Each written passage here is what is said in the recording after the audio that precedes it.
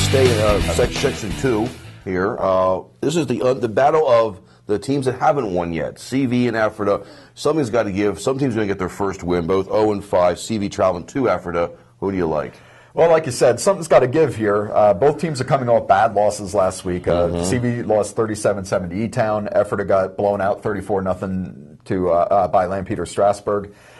You know, they're pretty even statistically. CV has the 18th offense and 19th ranked defense in the league. Ephrata is 20 in both categories. So, you know, it's kind of a coin flip game for me. I'm taking CV just because I kind of like what they do offensively a little bit more. They're a little bit more diverse. Ephrata is basically they're running the ball or they're not doing anything with it. CV can pass the ball a little bit.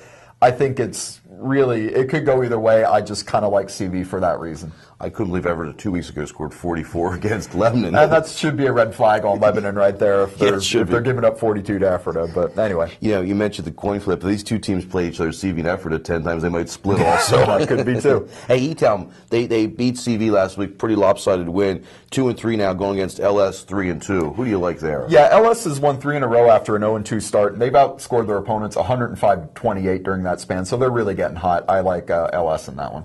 Now, Lebanon loses 72-0 to Central. Now they get to play Solanco, who is 0-5. Solanco traveling to Lebanon. Who do you like? Solanco has the league's longest active losing streak. They've lost 9 in a row going back to last year.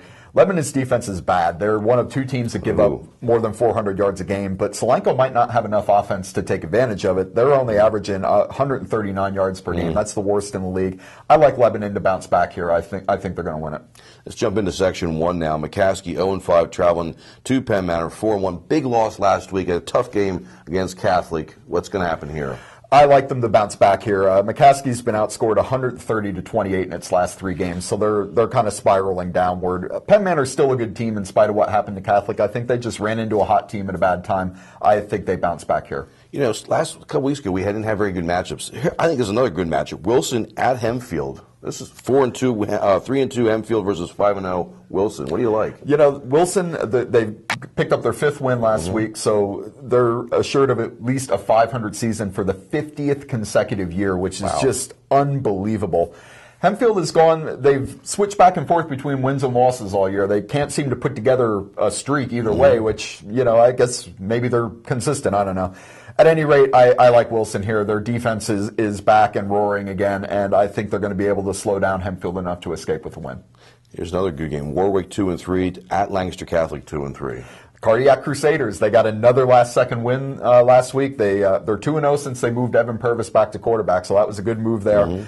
I think this is a bad team at a bad time for Warwick. Warwick's lost 2 in a row. They seem to be in a bit of a slump, and Catholic is getting hot. I like them to keep rolling here. Take the Crusaders. Manheim Township 3-2, traveling to Cedar Crest 2-3. You know, Manheim Township has quietly put together a really good defensive season. They're the number 5 defense in the league. They're only averaging 247 yards per game. They're giving up 247. I mean, Cedar Crest does not have a real good defense. That's been the case with them for years, and they're ranked 20th this year. Advantage Township there. I'm taking the Streaks. Okay. We'll jump down to Section 3. Garden Spot 4-1. Their only loss being to Donegal, traveling to Anvil Cleona 0-5 on the year. Yeah, not a good matchup for Anvil Cleona. They're really struggling on defense. Garden Spot, they're probably one of the league's more balanced offenses. They pass the ball and rush the ball almost interchangeably. They have the 4th ranked offense in the league. They're averaging 372 yards a game. I like them to roll here on Garden Spot. Speaking of being on the roll, since Donegal beat Garden Spot 2 weeks ago, big win last week against Columbia. 4-1 now, traveling to Elko 1-4. Yeah, Donegal's finally back at full strength. They got Chris Trimby back in the backfield at 100% healthy. He's their fullback. He's their big banger. And when you run a wing T, you need that star fullback. That's what he is. He's been all over the place the last 2 weeks, starting with that Garden Spot game. Elko has the league's worst defense, 415 yards per game on average they're giving up, and bad matchup for them. I think Donegal's going to roll. Yeah, I sort of like this matchup as well. Columbia 2-3 at Pequay Valley 3-2. Is Pequay Valley for real or not? We'll find out. Yeah, this is going to be the litmus test for PV here. Columbia, they've lost 3 in a row. Now, they got blown out last week, but their 2 previous games, they were in both games, and one of them was to Berks Catholic, which is a really good team. Right, nothing there. Trinity's traditionally a good team out of Mid-Penn, even though they're struggling this year. PV has lost 2 in a row. They've turned it over 6 times last week. They got to stop that. I like Columbia here. I think Pequea Valley's in a bit of trouble. Roll Tide. Non-league, Fleetwood at Northern Lebanon.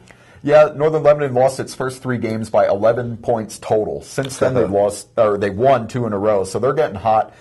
Fleetwood comes in out of Berks County. They've won 2 in a row. They beat Hamburg, so they have a common opponent with Northern Lebanon. Hamburg won that game.